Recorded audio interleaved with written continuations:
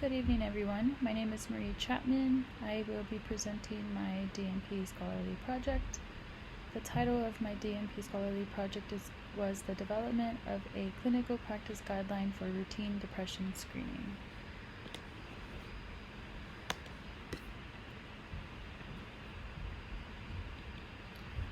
So my committee, my DNP chair was Dr. Joanne Kern. The second reader was Dr. Rita Wunderlich, and my community member was Miss Amanda Baker. So some background and significant on my project. The aim was to provide evidence-based research through the development of a clinical practice guideline on current practice recommendations to screen for depression utilizing an effective tool. The effective screening tools that are recommended for use into practice by the United States Preventative Services Task Force was the PHQ-2 and the PHQ-9. Just some background on my project. Vulnerable populations have an increased risk for depression. This could be due to limited access to health care, routine screenings, mental health screenings, and treatment. Many of the people in this population, they rely on services that are provided by the public health department, and so they often seek these services through the public health. The significance for this project was to help bridge the gap for vulnerable populations by screening for depression in the reproductive health clinic of the public health department. So within my organization, the researcher identified a need to screen for depression within this clinic. This clinic wasn't offering any sort of depression, did not have a formal screening tool, and so this is where the researcher decided to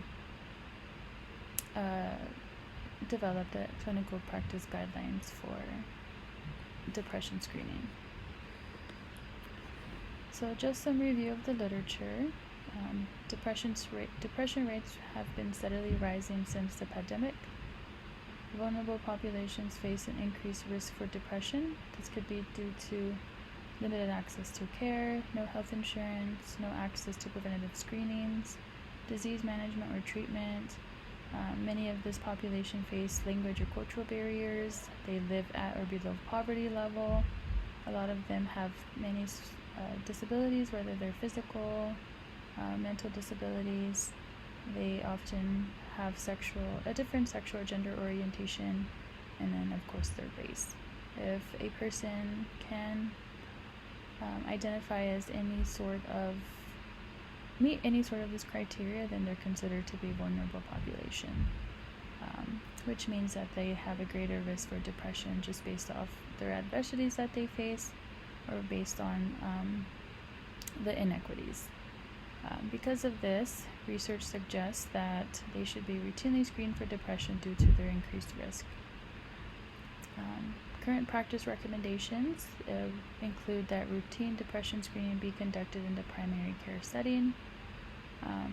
More literature states that public health clinics and mobile health clinics are an effective way to target vulnerable populations by offering a variety of services, including depression screening.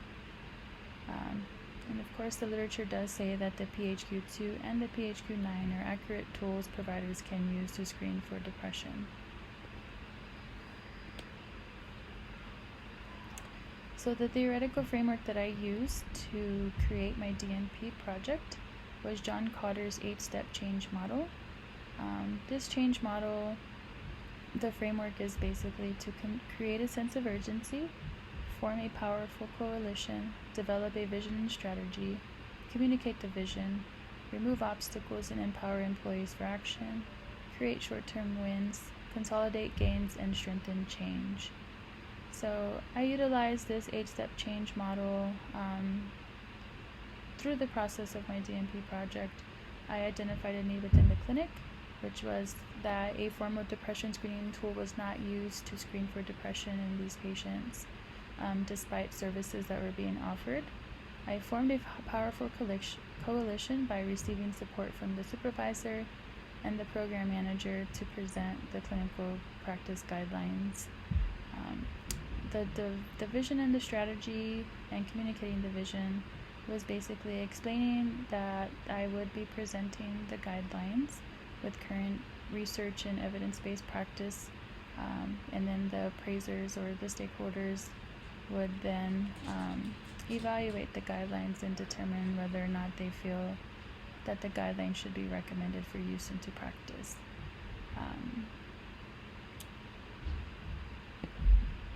So that was how my project fit this theoretical framework. So methods and design, I developed a clinical practice guideline. The guidelines were based on recommendations in research, which explained the effectiveness of screening for depression utilizing the PHQ-2 and the PHQ-9. The guidelines were then presented to stakeholders for appraisal.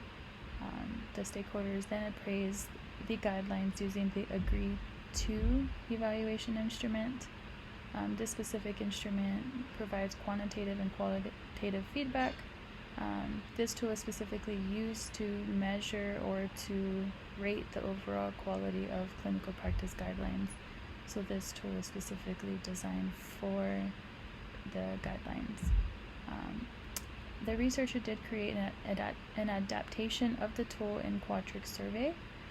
So the Agree-2 tool can be given by paper, can be sent via email, but it could also be used electronically. So I basically made an adaptation of the survey into Qualtrics, so that way the stakeholders could provide the feedback instantly from their own electronic device by scanning the QR code. And then this project or this design was aimed at a policy revision within the clinic. So if the stakeholders recommended the guidelines for use into practice, and they wanted to go ahead and move forward with the implementation of it, then this would require a policy revision within the clinic. So my sample size, because there was not a study, there were no active participants that were necessary for this project. So the clinical practice guideline was presented to 4 stakeholders for evaluation and appraisal. The 4 stakeholders consisted of a program director, clinical director, and 2 providers that were nurse practitioners within the clinic. Stakeholders must meet some inclusion criteria to be considered qualified to evaluate the guidelines. They must be 18 years or older, work as a provider and or have involvement with the care of patients, and then work in a field that provides primary practice care, mental health services, and or preventative care. So the 4 stakeholders did meet the criteria to evaluate the guidelines. So the data analysis process, I used the Agree-2 appraisal tool. This tool provided quantitative and qualitative feedback. This tool consisted of 23 key items that were organized into 6 domains, along with 2 overall questions at the end, with an option for commentary feedback from the stakeholders and if they recommended the guidelines for use.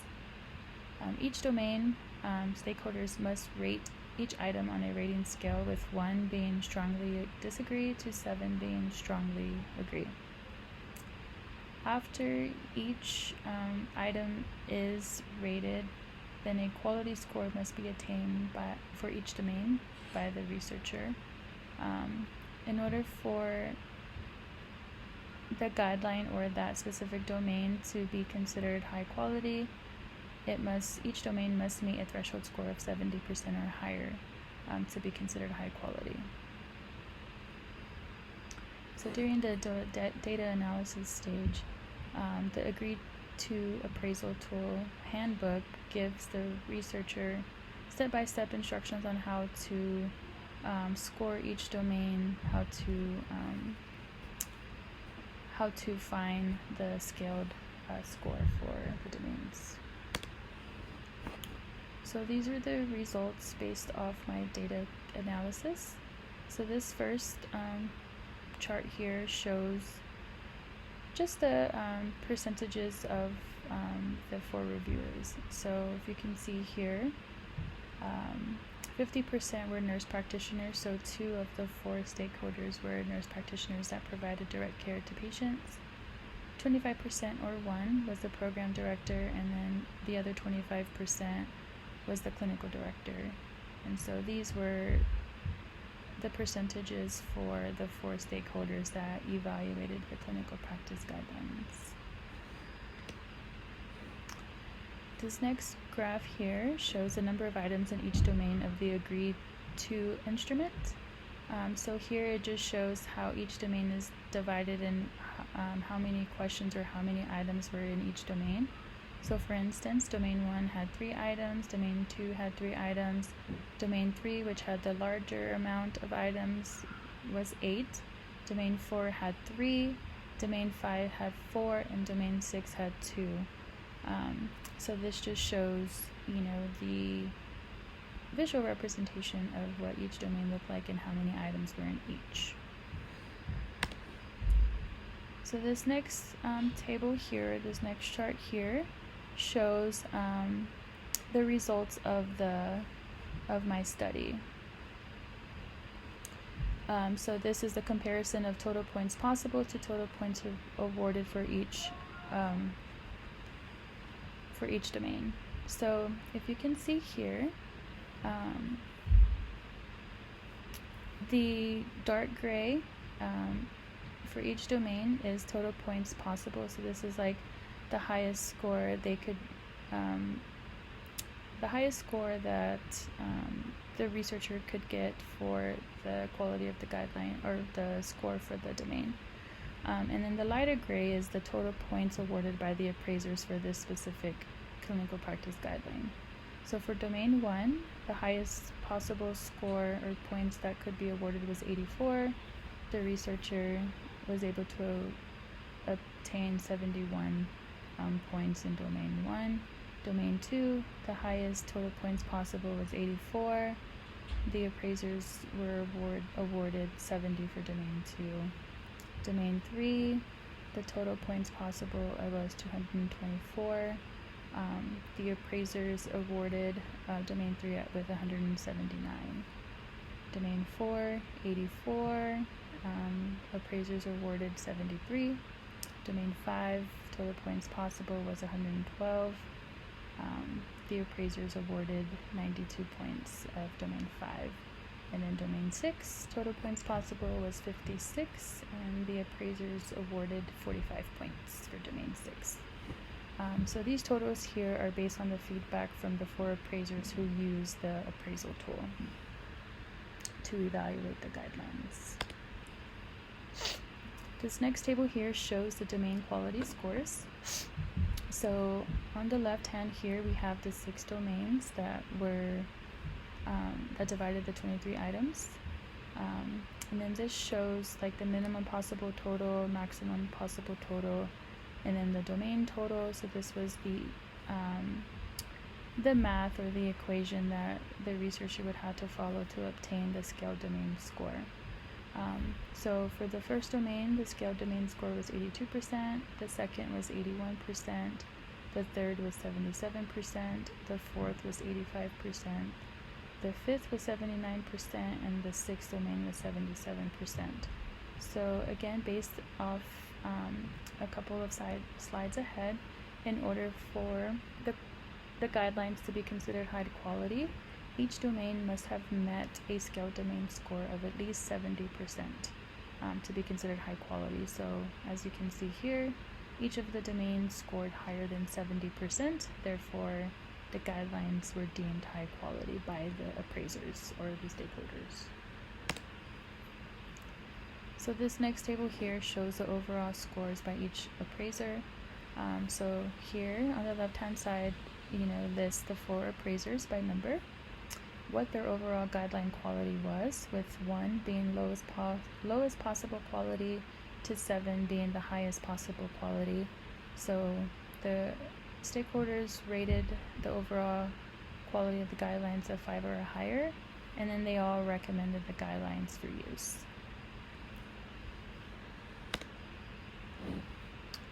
So some limitations for the guidelines. Minimal comments received by stakeholders from the agreed to appraisal tool. This is because only 2 of the 4 stakeholders provided comments. However, the comments that were provided by the stakeholders could be viewed as complaints rather than suggestions for modifications of the guideline. Even though all 4 did recommend the guideline for use, the 2 of these 4 stakeholders did provide the comments that stated that the guidelines just did not fit their services being provided, and they felt that the guideline would increase their workload. So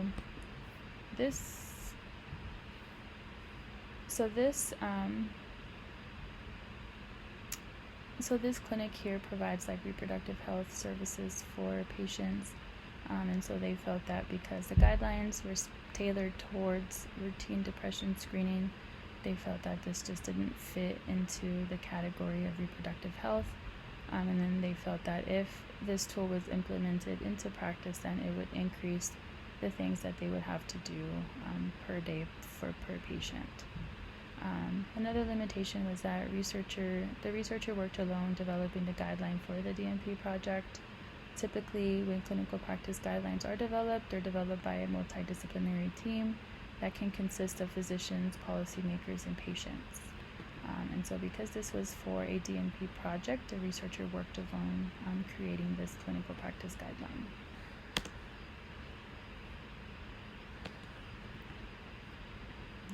Okay. All right, the discussion. The results of this project support the quality of the clinical practice guideline.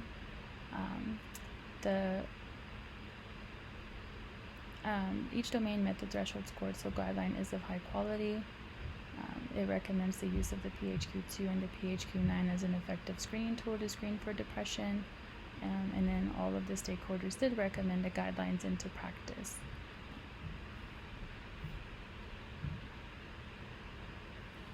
Implications for practice. So current standards of care is to screen for depression using the PHQ-2 and PHQ-9 in the primary care setting.